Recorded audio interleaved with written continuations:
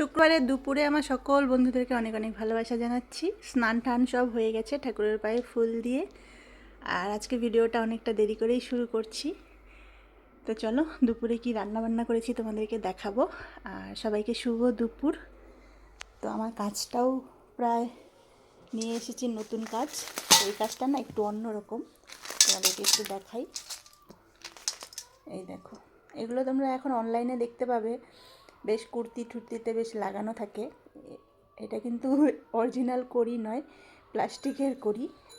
তাই অনেকটা করে বাদ দিয়ে দিয়ে এরকম কড়ি লাগাতে হবে। কাজ দিয়েছে কিন্তু কাজের পুঁথিটা কম। তো এই তো শুরু করেছি, খুব বেশিটা হয়নি। মাও করছে, আমিও করছি। দুপুরে রান্না হয়েছে দেখো, গাজর, আলু, পটল, তার সঙ্গে উচ্ছে দিয়ে একটা ভাজা করে নিয়েছি। আর এই পাশে হয়েছে দেখো একদম দেশি মুরগির লাল লাল ঝোল।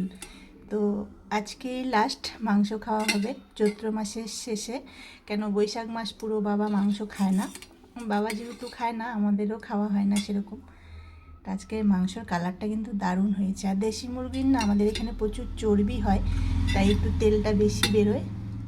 আর এমনিতেই চামড়াওয়ালা মাংস খেতে ভালো লাগে। তোমাদের কার কার পছন্দ এরকম স্কিন সমেত চিকেন জানিও।